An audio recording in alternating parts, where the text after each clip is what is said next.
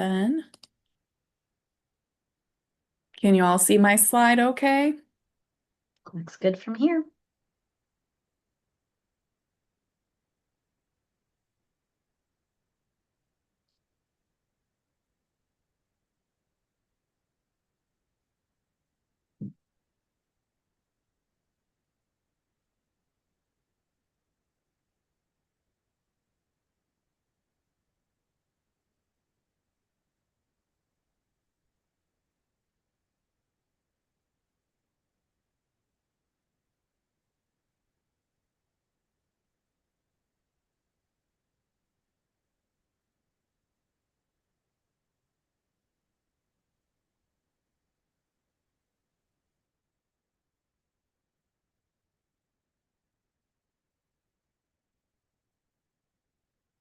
We'll be getting started in just about 1 minute, everyone.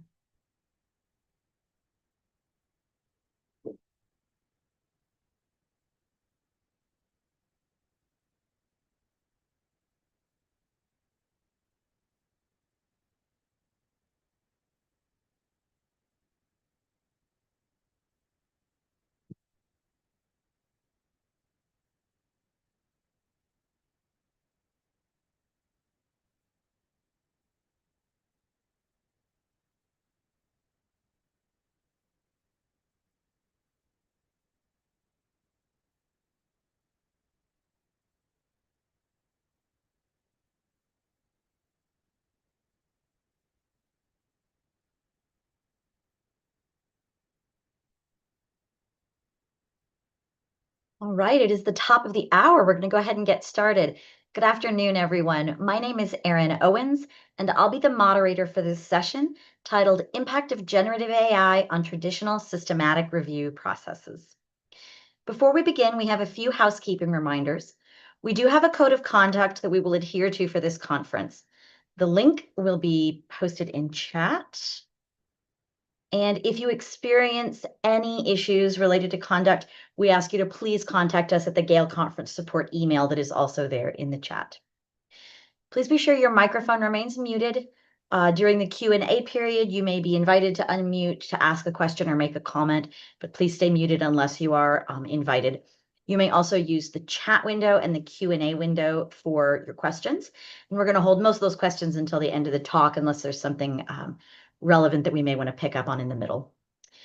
Please be aware that the session is being live streamed and recorded, and the recording will be shared afterwards. You can enable captions by clicking on the Show Captions button at the bottom of the screen.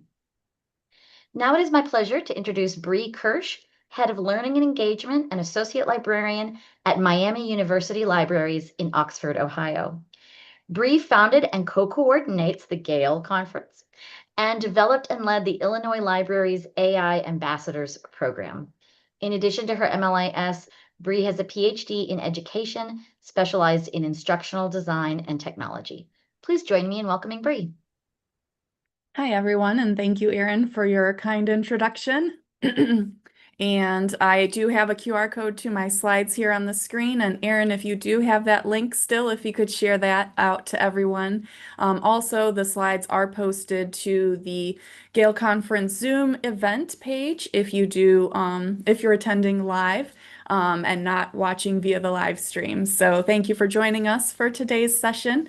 And feel free to check out my slides. And feel free to reach out after the session's over if you're viewing the recording, if you do have follow-up questions. So without further ado, I'm going to go ahead and get started. So why this study? Well, as Moore says from 2010, systematic reviews use explicit replicable methods to identify and appraise research. And librarians often support these reviews, but do face barriers, including time, funding, as well as search complexity.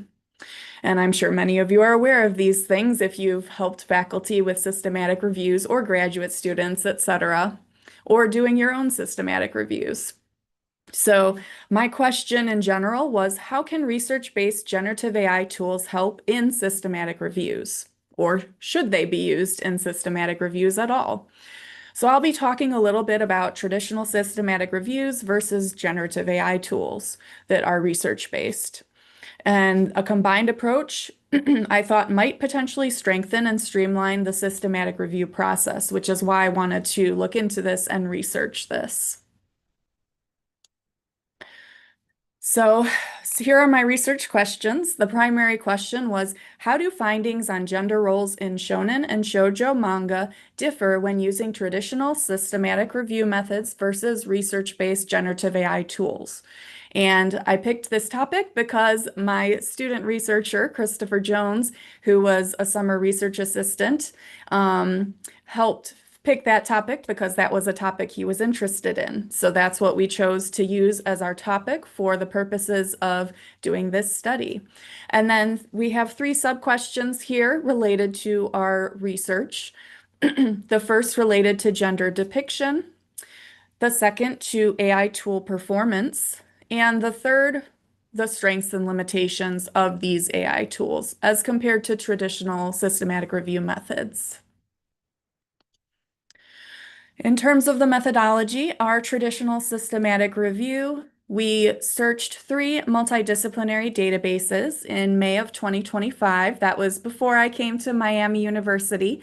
So at that time, we had access to these three multidisciplinary databases, JSTOR Arts and Sciences 2, Gale Academic OneFile, as well as EBSCO Academic Search Ultimate.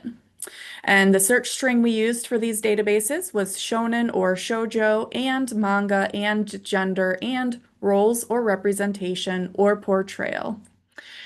And then in terms of the AI tool supplementation, we utilized 18 different research-based generative AI tools plus Google Scholar to test the same research question.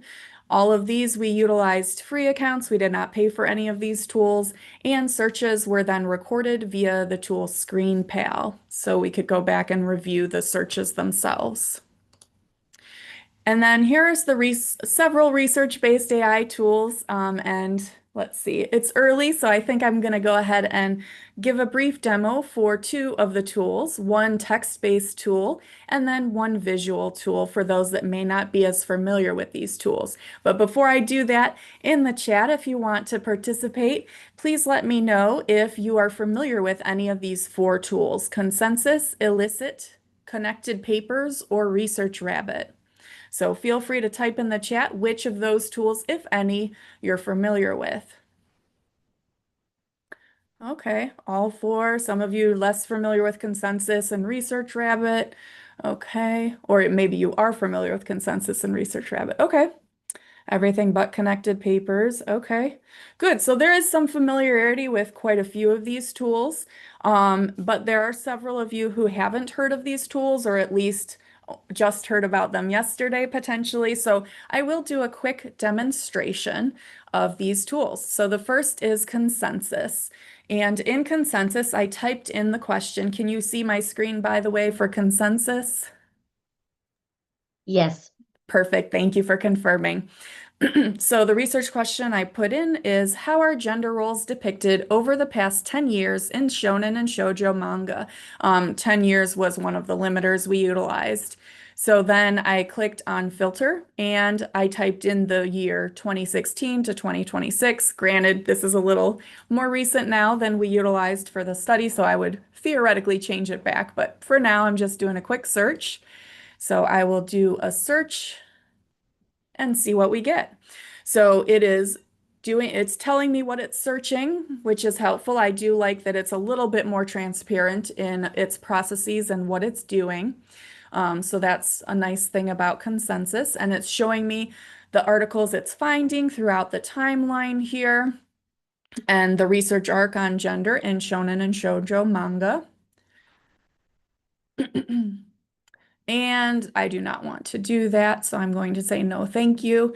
Now, these things here up top are pro steps. I don't have a pro account. Again, I have a free account, but it's giving me some of the information. It's telling me general information and trends that it saw in its research. So then I do like this about the tool. It does link out to the sources it's using to create these trends or what it's seeing in the research. And then it's talking about recent patterns, genre comparison, And then I can actually ask it to give me a lit review. So I haven't tested that as much because I think that's more of a pro account thing, but it does attempt to give you an actual literature review. Is it systematic? No, not by any means, but it is trying to give you a literature review. And then the other area I wanted to show you are the list of references here. So it gave me 135.1K results, and then I could look at a specific result to get the DOI, and I could copy and paste that into the URL to actually find the article. So I have not found any hallucinations in terms of the actual citations that it is sharing here.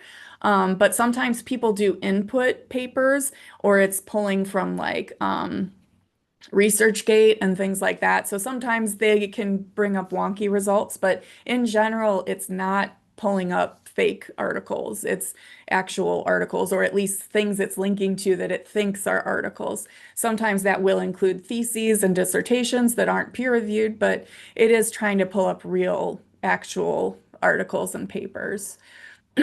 So then from here, you can look and see the supporting quotes for my research question. And it tells you, oh, here are some in the body, and here are some other ones that you might want to check out, these quotes. And then if it's available, it will link to the PDF. So that's a very quick overview of consensus. And now I'm going to do another quick overview of Research Rabbit since I have to get back to my slides. So with Research Rabbit, it's a little different. You can search by keyword, but you can also look up a paper and then search by that paper. So in this case, I've brought up this Dahlberg-Dodd article from 2017. I did an initial search, a keyword search, and found this article. And so if I click this article, this is the fun part, in my opinion, of Research Rabbit.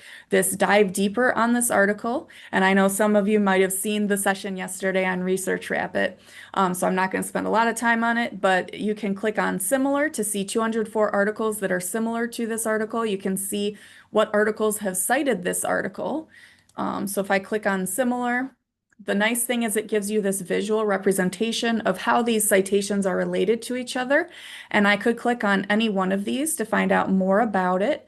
So for example, if I click on this one, and then again, I could do another deep dive. I could click on references and see the list of references this article cites.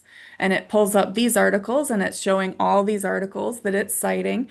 And I could go jump back to the earliest article and see what that was about. And then again, see the 1.2K articles that it cited by, or that this article has been cited by. So the nice thing about it, you can jump down the rabbit hole and do some research and see how articles are linked to each other and kind of see a visual representation of the scholarly conversation.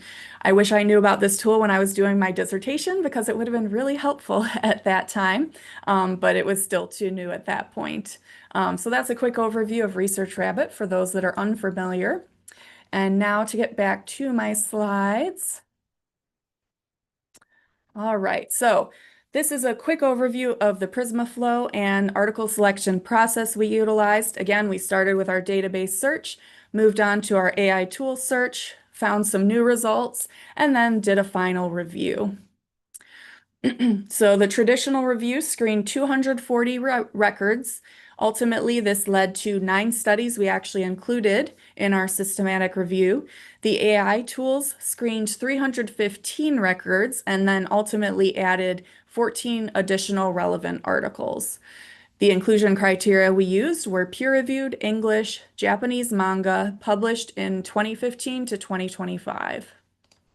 And here's the detailed Prisma flow diagram we used or we created for our search. So on the left-hand side in white, there are the screening for finding articles in the databases. We started with 240, excluded 61 due to language, location, or it being prior to the past 10 years, so outside of our limiter ranges. Then we tried to find 179 articles. One article was a duplicate, so we excluded that and ended up with 178 articles that were eligible. But then we went through those and 169 were excluded for irrelevance. In other words, it only mentioned manga maybe once. So that's why those were excluded. And that led to 9 for the review. Then on the right-hand column, in the gray, we've listed how we did our searches for our generative AI research-based tools, as well as Google Scholar. Google Scholar and AI tools found we used 19 sites, so that was 18 plus Google Scholar. We screened 315. 135 were overlapping with the database search, so we excluded those. We sought 180 for retrieval, 48 were duplicates. Of those, 132 were eligible, but then 75 were excluded for irrelevance and 43 for unavailable full text. We didn't have time or funds to actually go and get those through interlibrary loan at the time. And then ultimately that led to 14 additional articles being used and added to our study because of the generative AI tools. So here's a quick glance at the AI tools. We used 18 of them plus Google Scholar and Scholar Labs, led to 315 results, 180 new results beyond the database searches, and 14 relevant and available studies to be added to the review. And I do want to mention three of the tools we tested, Evidence Hunt, OpenSCLIM, and Perplexity, did not produce any viable results. So, some key findings. Again, all of these tools had free versions available and were widely accessible. They were intuitive and easy to navigate, except for one tool the student researcher said Undermined was more challenging and difficult to use. About half were compatible with other programs or databases. Most did not allow result exports. They want you to stay within that tool and pay for the pro version. 7 tools did allow exports in CSV, RIS, BibTeX, JSON, etc. formats. And then 7 tools also explained their internal search logic, which of course I found to be especially interesting as a librarian. So what the literature found, here were some of our results for the actual content topic area. For shonen manga, this often reinforces traditional roles. Male characters are strong, dominant figures, while female characters tend to be more in supportive or romantic roles, although female authors are enabling more diverse portrayals. And then shoujo manga tends to be more nuanced with emotionally complex relationships. Female characters tend to subvert conventional roles more so than in shonen. Growing diversity in character types and gender expressions. So those were some of the overviews of what we found in the literature. And here are some overall trends we found from the literature. Gender roles have evolved over time in both of these genres. Manga reflects and influences societal attitudes towards gender, growing diversity in character types and gender expressions over time. And some shonen works are incorporating more nuanced female protagonists, while some shoujo titles are experimenting with non-traditional masculinity. So comparing methods in terms of our key findings. With depth of analysis, we found that traditional systematic review methods tend to provide more nuanced and context-rich insights, while AI tools often yielded more surface-level findings, as one might expect. In terms of speed and efficiency, we found that the traditional methods are more time-consuming, but they are, of course, more thorough. And AI tools enable rapid literature searches and data extraction. In terms of the comprehensiveness of results, the AI tools screened, like I said, 315 results, adding 14 relevant articles, and traditional database searches found 9 key studies. Now, we did limit it to those 3 multidisciplinary databases I mentioned. If we utilize some of the databases that I have access to now at Miami, that probably would be expanded. Okay, so here are my recommendations for Prisma steps if you want to try to include research-based generative AI tools within your search processes. So I've listed the Prisma steps in the left-hand column. with the traditional systematic review approach in the middle column, and then with including generative AI tools in the right-hand column. I'm not going to have time to read you the full thing. If you would like an accessible version of this table, or if you want to chat about it further, feel free to reach out to me. But in general, the Prisma steps are following the traditional Prisma, such as definition of objectives, defining clear research questions in the traditional approach. With the AI tools, you can use the same research questions. In terms of the literature search strategy, these involve structured database searches with the traditional methods. And then if you're utilizing generative AI tools, this involves rapid broad searches for the research questions, and so on. So a little bit about AI's strengths, limitations, and implications. In terms of strengths, it does allow for rapid searches and expands the literature access. Tools like elicit and consensus streamline source identification and comprehensive capabilities in summarizing and data extraction. And these tools are growing and expanding and allow for additional capabilities the longer they're available, and with new additions coming out of these tools, new versions.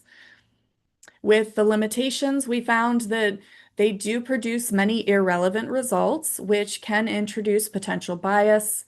There's, of course, a lack of methodological transparency, and there's the potential for algorithmic hallucinations, although I didn't really find any articles or citations being hallucinated. The AI tools do tend to provide a more surface level insight, which can miss important nuances in the results, and coverage does vary tremendously by discipline. So a key principle that I would recommend based on this research, AI tools should supplement, not supplant, traditional systematic database searching. Human oversight is very much needed, as along with critical evaluation. These both remain essential to the research process. So a few conclusions and takeaways. Some of the key aspects include a unique value of each method. Traditional reviews offer depth, while AI tools can provide efficiency and breadth. So depending on your purpose and your research, it might be good to incorporate some of those AI research-based tools. A combined approach and integrating both methods can potentially enhance the literature review quality. Human oversight, as I mentioned, is very important. Critical evaluation is essential to ensure accuracy as well as context. And then in terms of future research, it's important to balance rapid AI results with a thorough analytical depth found in systematic reviews. So I did want to talk a little bit about some of the implications for research along with libraries, since that's who our audience is today. Librarians still have a very important role in responsible AI use, as well as guiding students and faculty and others in evaluating AI tool outputs as well as limitations. We can promote AI literacy and ethical use. This, in my opinion, is essential for research integrity. And future research could explore AI tool effectiveness across disciplines and topics. We can also develop best practices for integrating AI into systematic review workflows. And I have a bunch of references listed here. The articles that were reviewed from the library databases have 1 asterisk, and the articles reviewed from research-based generative AI tools or Google Scholar have 2 asterisks. And here's continued references. And 1 more.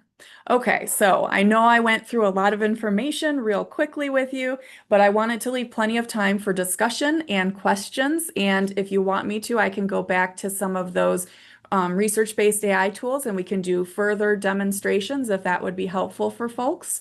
So in the chat or in the Q&A, maybe some people used Q&A already too, I don't know. Oh, there Yes. are questions. Okay, Yes, we do have a bunch of questions coming in. So the first perfect. question was, why did you include Google Scholar alongside the AI tools? And then of the 14 sources, how many were from Google Scholar and how many were from the AI tools? That is a great question. So I decided to use Google Scholar just to kind of balance it out in terms of another resource, because I know a lot of students tend to use Google Scholar when they're doing their research. They tend to go there first sometimes rather than our library databases. And I just kind of wanted to compare and contrast it with the generative AI tools and what it could produce, what we could find with the different methods. So that's why Google Scholar. And then in terms of the number of sources it found, I'd have to go back to the paper I'm writing for it to remind myself exactly how many Google Scholar found versus the AI tools. And I'm very sorry, I can't remember that off the top of my head. But feel free to email me and I can look back at my notes and let you know if you want to know that detail. See, we have a question. Did you account for A, if the Gen AI discovered literature was also indexed by the database and just not located with your search strategy? And then B, if a more robust database search strategy may have found more references similar to the Gen AI tools. Yes, I would say yes. It could have found more. So, for example, if I had access to all the databases I have access to now, for example, I'm sure I would have found a lot more articles with those databases beyond instead of the Gen AI finding it for me. Let me go back to the list here. Here we go. Okay, so let's see. What was the first part of that question again? If the literature that the Gen AI discovered was maybe also indexed by the Yes. databases and just not located with your search Yes. strategy. So, well, that's a good. So it might be indexed in some of the databases I did not have access to or that we didn't utilize, but we did find 135 records from the generative AI tools that were in the database search as well. So we excluded those from the study, this 135 records. So we Okay, did definitely take that into consideration. Yes. great. Okay. Let's see. Jennifer asks, I'm very curious about what the conclusions would be if you just used the 9 from the traditional review versus only the 14 from the AI review. Would the conclusions differ, do you think? And if so, how? That is a good question. I'd have to again go back to my paper I'm working on to remind myself which 9 articles were from the traditional review versus the because then I could show you, let's see, if we go back to like some of these citations, Mhm. if we compare this list to my list of references at the end to see which ones were 1 asterisk versus 2 asterisks, that would help us tell which were ones that were from the database search versus the Gen AI search. So if you have time and want to go back and look at those slides and compare and contrast, you can do so. Again, I'm still working on the paper version of this, so I can't remember off the top of my head which ones were from which searches, but I'm sure the conclusions would differ a little bit just because 14 additional articles to utilize versus just the 9. I'm sure the results would overlap certainly, but you can find more nuance and more detail with the additional 14 articles. So I Okay, don't think they'd necessarily change. It just might add more nuance and information. makes sense. David asks, were there relevant articles that were found in the traditional search but were not found by AI? Hmm, that is a good question. And I don't know if we figured that out. Um, Yeah, I don't think we recorded that here. I'll have to go back and look at the original tables we were using to keep track of everything to see that. But that's a good question. I'm gonna take a picture of that real quick to try to remember to look into that. So thank you for bringing that up, David. That's a good question. Yeah, it is. That would be interesting. Hmm. Let's see. Anonymous asks, if you had to choose 1 or 2 AI tools to recommend for either systematic or non-systematic reviews, which ones would be your top picks? That's another good question. Honestly, I'd probably choose Consensus and Research Rabbit. I like that the difference between those types of tools. I know Consensus and Elicit are the ones people tend to know about or have heard about more than some of the others, and that's because they're some of the earlier ones. And so as a result, they tend to be building up their corpus a little more, and they have more capabilities and functionality than some of the other tools. So definitely I'd recommend Elicit or Consensus, but also Research Rabbit is really nice. I love the visual comparison and how you can kind of tie in the different citations to each other with that visual that it provides. So I do like Research Rabbit as well. So if it were, for example, a graduate student working on their dissertation, I'd probably suggest they try Research Rabbit and just see the visual. And like if they have an article they found that's really helpful for them, check out in Research Rabbit and see what other articles are related. And then that can help them find additional articles they might want to use for their research. Absolutely. Let's see. One person says, very surprised that you found an additional 14 articles with AI. They're wondering, how did you export the results from the AI that didn't allow exportable files? And then have you looked at other steps of a traditional systematic review, like using AI for screening or data extraction? Good questions. That's a lot. Give me a moment to think about that. So let's see. In terms of exporting results, screenshots.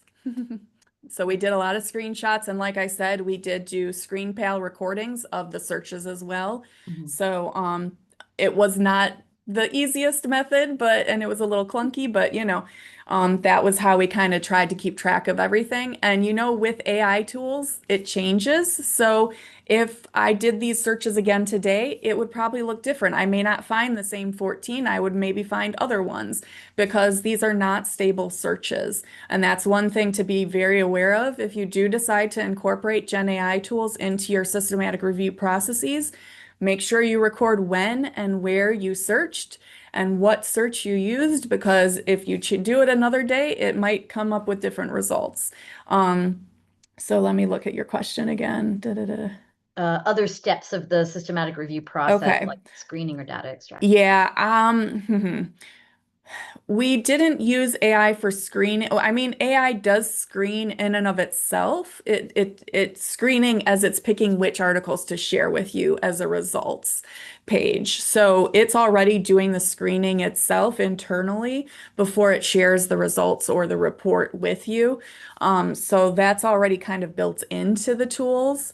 I guess it depends on the tool. Maybe some of them don't do that as much, like Research Rabbit, for example. But for the ones that say they can do a literature review, they're already doing the screening for you oftentimes. Um, Let's see, data extraction. Yeah, at this point, we were just focused on comparing what you could find in each type of search, whether it be the traditional databases versus the Gen AI tools. So we didn't focus as much on the data extraction piece. With that, we ended up using library databases or just clicking the link outs. Like if it linked out to a PDF, we would use that to get to the article full text. If it wasn't available in full text, if it just had the abstract or citation, we would try to look that up in the library databases and see if we could find it then. All right. Would it be possible to have a list of the 18 AI tools you used? Yes, I'd be happy to share that with you. Just email me and ask. I don't have it handy at the moment, but I would be happy to share that with you if you email me. All right. How have your results impacted how you teach the literature review process as part of library instruction based on this research? Good question. Unfortunately, I don't teach anymore. I'm head of a department now, so I actually don't work directly with students as much. It's very sad. I do miss teaching. But in terms of if I were to teach colleagues about these tools, kind of like I did with all of you, talking about some of the pros and cons, some of the capabilities, some of the things to be aware of with the tools to help them understand both the positives and negatives, and then the importance of human oversight and evaluation. So it's kind of what I've done here today. That's what I would recommend doing for those that are considering sharing or instructing about using generative AI or adding it to the systematic review process. Good question. See, we have a comment here that one of the limitations you mentioned is that AI tools found many irrelevant results. but it looks like a higher proportion of the AI identified papers were included in the review, 14 out of 315. Also, a majority of the included papers, 14 out of 23, were AI identified. So it seems for this topic that AI tools made the review more comprehensive. I don't know if you have any response to that Yeah, comment. it depends on your perspective.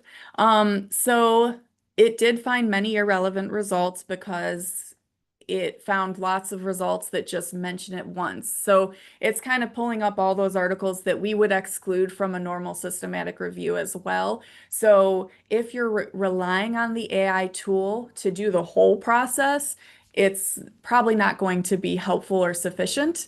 You still need to figure out which articles to include and not include. You can't just solely rely on the AI tool to figure that out for you because it might use some of those irrelevant results that only may be mentioned in passing to try to come up with the trends and things that you saw consensus was trying to share with us about the literature. And that's another thing to further explore, I would say, definitely moving into the future, especially as these tools are progressing and changing. So definitely still needing that human screening stage right now to Yes, read it and for really sure, determine the for relevance. sure. Yeah. Hmm. Let's see. The next comment sort of related. You said AI searches produced lots of irrelevant results, but so did the human search. Was there a difference between the degree of irrelevance? In other words, did the AI results leave you blinking and wondering how it got in there more than the human search, or Hmm. kind of at the same Interesting. level?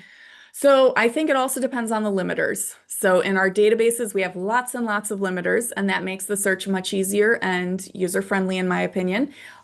With these tools, I could not, with most of the tools, I could not exclude theses and dissertations. Whereas in our library databases, we usually can exclude those, and we can limit it to peer-reviewed journal articles or something like that. So I would say yes, sometimes. And sometimes it will pull up articles or articles, I'll put in quotation marks, from like ResearchGate, as I mentioned earlier, and it'll just be a citation and it'll just be something that somebody added to ResearchGate that was like, I don't know, a flyer they created or something like that. So, yes, sometimes you'll find really random, weird stuff with the AI tools, but so far, they were pretty good at weeding most of those out, I would say. But yes, there is certainly room for improvement with the tools too, I would say. Now, let's see, Amanda brings up an interesting topic here. What about traditional library databases that are increasingly incorporating AI tools or capabilities into their interface? The lines really being blurred there. What are your thoughts on that? Yes, definitely. And it's going to be interesting to see how the traditional databases are incorporating AI and what those AI tools are capable of. I am hoping that they will thoroughly test the tools before they make them live. And I do know some vendors are trying to get us to pay extra money for those tools. Personally, at this point, I think that's probably not a good idea.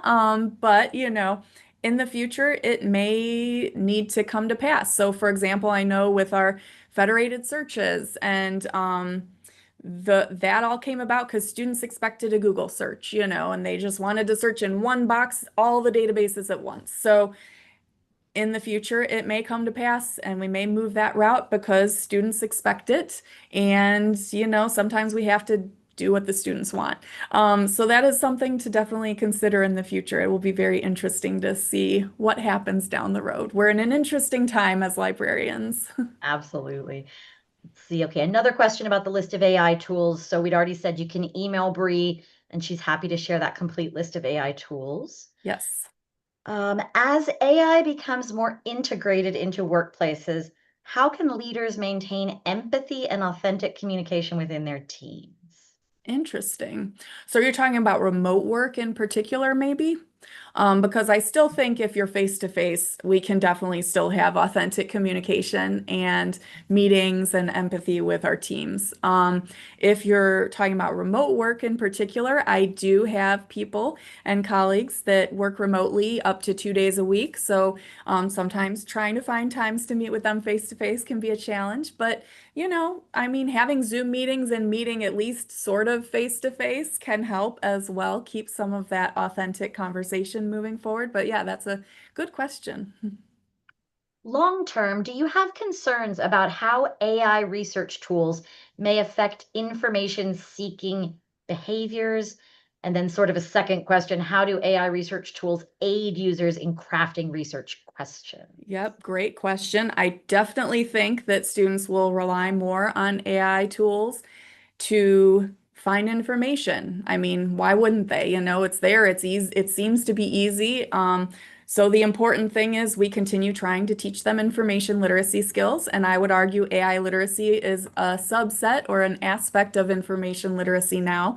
So information literacy instruction is more important than ever before, and helping students learn the importance of evaluating sources of information, whether it be AI tools or research-based AI tools or databases for that matter. So trying to help our students evaluate information and recognizing misinformation and disinformation is very important, more than ever before, I'd say.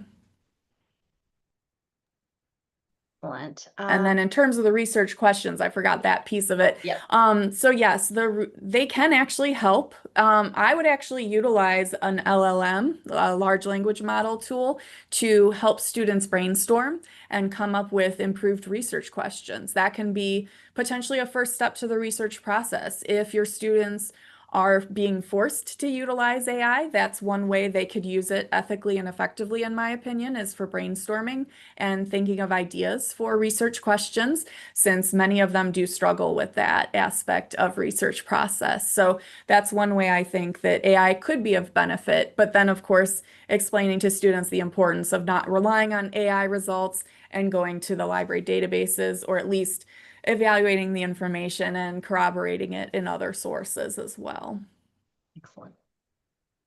Let's see. So here Edward asks, if AI only had access to the same databases that you searched, do you think AI would have found more articles, or do you feel like you found everything that AI found in those Good databases? question. I would say, if so, AI does not, it depends on the research-based AI tool. Some research-based AI tools are working with database vendors and trying to access some of those articles behind the paywalls. Oftentimes, they're just finding the citation or the abstract for those articles. So, yes, they're pulling up quite a few of the database search articles. They're also finding open access articles. So, one of the things AI is particularly good at is finding open access articles. Our databases, yes, some of them link to open access resources and will be indexing them, but it won't necessarily catch all of them by any means. So that's another thing to consider with the research-based AI tools is it will bring up open access articles, and some of those might be from predatory journals. So again, the need to evaluate sources, the need to evaluate the journal themselves and figure out, is this an accurate, reliable source, or is it a predatory journal, or is it something else? So again, it all comes back to the importance of evaluating sources. Absolutely. All right, we've got another great question here, which gets into one of my favorite topics of AI disclosure. So they ask, did you detail how AI was involved in the methodology section of your review? And do you think that will be an important detail to disclose in literature reviews in general going forward? I would say yes, yes, very much so. I definitely am detailing how AI was involved in the methodology section, very much so, because that's a key aspect of this study, especially. But then definitely, I think the disclosure of using AI is really important moving forward into the future, especially in scholarship and in our literature reviews when we're completing those. I think it's very important to disclose how we're using these tools, when and why we're using them, and what tools we're using. So, yes, I would say disclosure will be more important moving forward, I think, especially for trying to do scholarship with Yeah, and I think AI or without particularly, it. yeah, and particularly in systematic reviews where it's expected Hmm. to name the exact databases that you've searched Yes, all the corpora. So, yes. all right, I think we have time for this one last question that's here. This research process reminds me of digital humanities projects in which the distance created by large data sets of books creates pretty general findings. The methodology of constructing the search becomes more central. That raises the question, what's important, finding more, like the nuanced results or the slick efficiency of AI doing all the work? Yep, that's the question.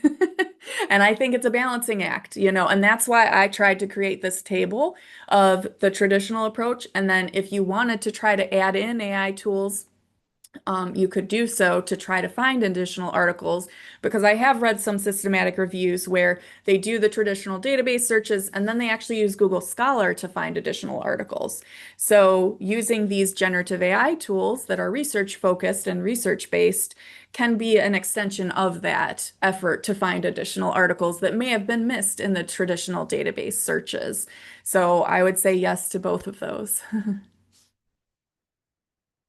All right, that's all the questions we have at the moment, unless anybody wants to quickly pop anything else in. But Bree, thank you so much. This was really, really fascinating. I'm really looking forward to your paper coming out on this. Thank you. Well, yeah, please let me know if you have questions now in the chat or the Q&A. Otherwise, feel free to reach out down the road if you do have questions. I'm trying to look to where I'm going to try to publish it. Thank you all. But yeah, feel free to reach out if you do want that list of the AI tools that I utilized. But of course, there are more being created, and I'm sure some have disappeared by now that we had utilized. So keep that in mind. Things are always changing with generative AI tools, and it'll be interesting to see what things happen in the future. All right. I'm not seeing any more questions, and we've just got a few Okay. seconds left. So thank you, everybody, for attending, and I hope you enjoy the rest of the conference as well. Thank you Thank again. you.